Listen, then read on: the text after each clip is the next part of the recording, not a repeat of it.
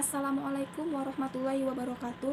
Saya Isna Apriyanti dari PGMI 1 semester 6 akan mempresentasikan mata kuliah kuantitatif dengan judul Pengaruh Model Pembelajaran untuk Meningkatkan Hasil Belajar Siswa Menggunakan Strategi Indeks Catmarch pada mata pelajaran IPA di kelas 4 SD Negeri 096763 Marihat Mayang.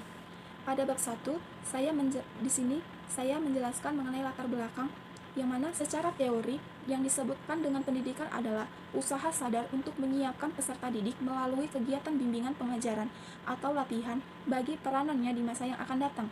Menurut Undang-Undang Sistem Pendidikan Nasional atau UU SPN Nomor 20 Tahun 2003 Ayat 3 yang berbunyi tujuan pendidikan nasional adalah untuk mengembangkan potensi peserta didik agar menjadi manusia yang beriman, bertakwa kepada Tuhan Yang Maha Esa, berakhlak mulia, sehat, berilmu, cakap, mandiri, kreatif, dan menjadi warga negara yang bertanggung jawab. Ada pula menurut Undang-Undang Nomor 20 Tahun 2005 tentang guru dan dosen, pada pasal 39 bab 2 ayat 2, pendidikan merupakan tenaga profesional yang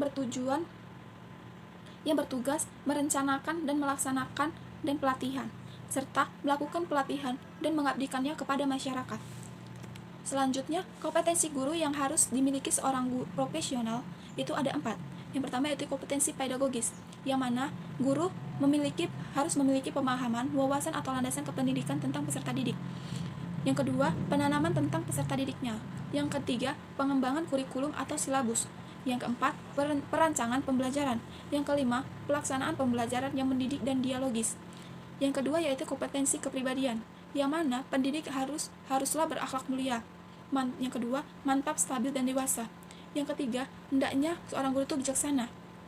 Yang keempat, hendaknya guru menjadi teladan bagi siswa-siswinya.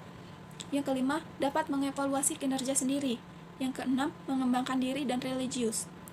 Adapun kompetensi yang ketiga yaitu sosial. Yang pertama, guru menghayati serta mengamalkan nilai hidup menghayati serta mengamalkan nilai hidup. Yang kedua, guru hendaknya bertindak jujur. Yang ketiga, guru mampu sebagai pemimpin. Yang keempat, guru bersikap sebagai sahabat dan berkomunikasi dengan siapapun demi tujuan yang baik. Yang kelima, guru mampu berperan serta aktif dalam pelestarian pengembangan budaya masyarakat. Kompetensi yang keempat yaitu kompetensi profesional, yang mana yang pertama, menguasai materi, struktur, konsep, pola pikir keilmuan yang mendukung mata pelajaran yang diampu. Yang kedua, menguasai standar kompetensi dan kompetensi dasar mata pelajaran atau bidang pengembangan yang diampu. Yang ketiga, mengembangkan materi pelajaran yang diampu secara kreatif. Yang keempat, memanfaatkan teknologi informasi dan komunikasi untuk mengembangkan diri. Selanjutnya saya akan menjelaskan mengenai bab 3 yaitu metode penelitian. Yang mana metode penelitian ini yang pertama, saya akan menjelaskan mengenai lokasi penelitian yang saya ambil. Lokasi penelitian saya tepatnya di SD Negeri 096763, Desa Marihat Mayang, Kecamatan Huta Bayu Raja, Kabupaten Simalungun. Yang kedua yaitu populasi. Populasinya yaitu seluruh siswa SD Negeri 096763 Marihat Mayang, Kecamatan Huta Bayu Raja, Kabupaten Simalungun yang masih tercatat sebagai siswa di sekolah tersebut. Sedangkan sampelnya yaitu kelas eksperimen yaitu kelas 4A yang berjumlah 34 orang siswa, sedangkan kelas kontrol yaitu kelas 4B yang berjumlah 28 orang siswa.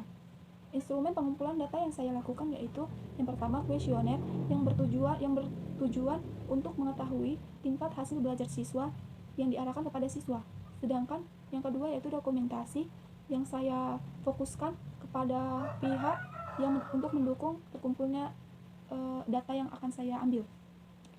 Yang selanjutnya yaitu uji coba penelitian yang saya lakukan ada 4 uji.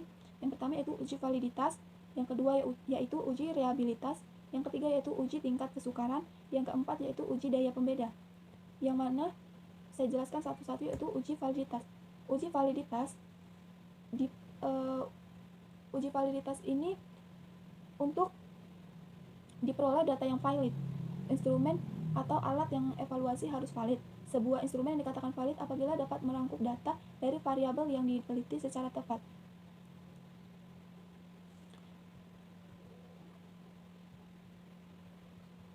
Rumus yang saya gunakan untuk uji validitas ini menggunakan rumus korelasi produk momen, yang mana ada di skripsi saya cantumkan rumusnya.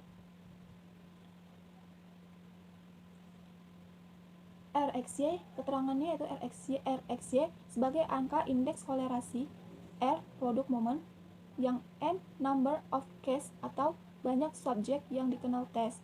Kalau XY-nya jumlah hasil perkalian antar skor X dan skor Y. Nah, X-nya itu jumlah skor X, Y-nya itu jumlah skor Y. Yang mana harga diperoleh dibandingkan dengan taraf signifikasi 0,05. Jika harga lebih kecil, maka item soal yang diujikan memiliki kriteria valid. Selanjutnya itu uji reliabilitas. Yang mana di sini saya menggunakan teknik KR20 atau Kudar-Richardson.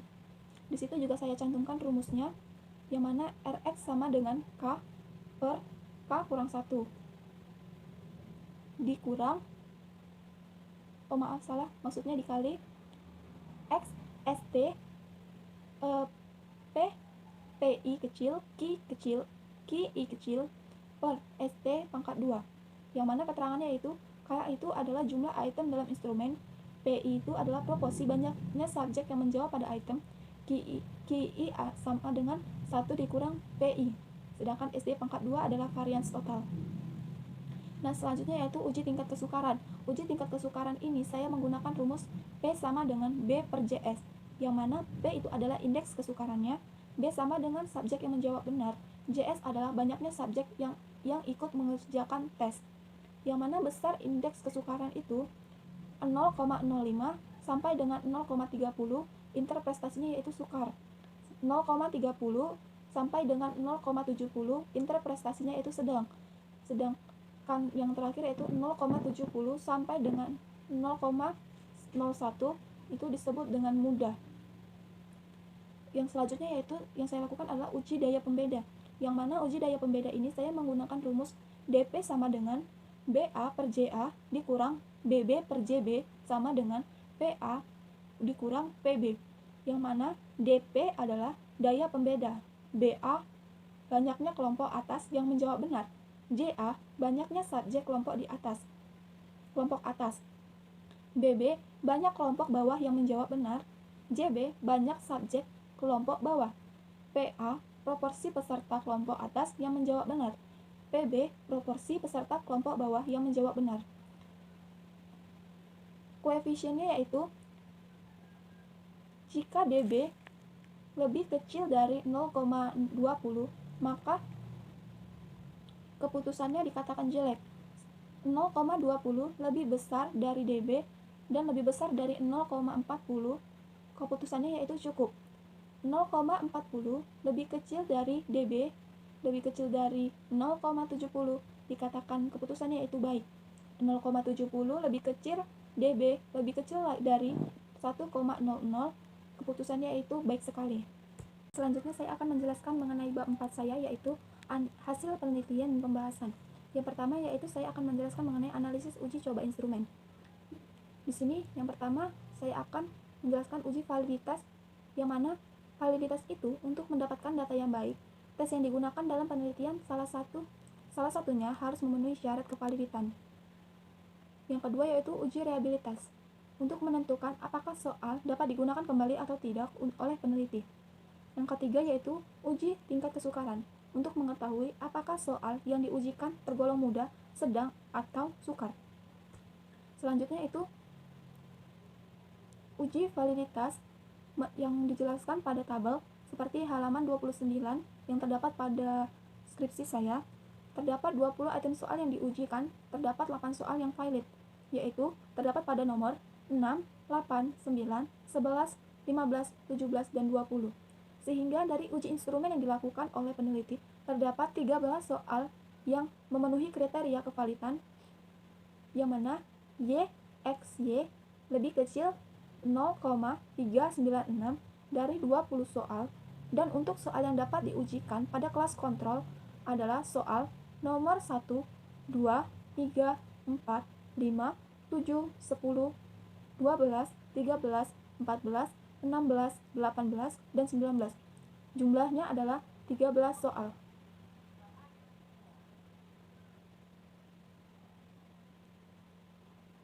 Selanjutnya yaitu uji reabilitas. Hasil hitungannya antara lain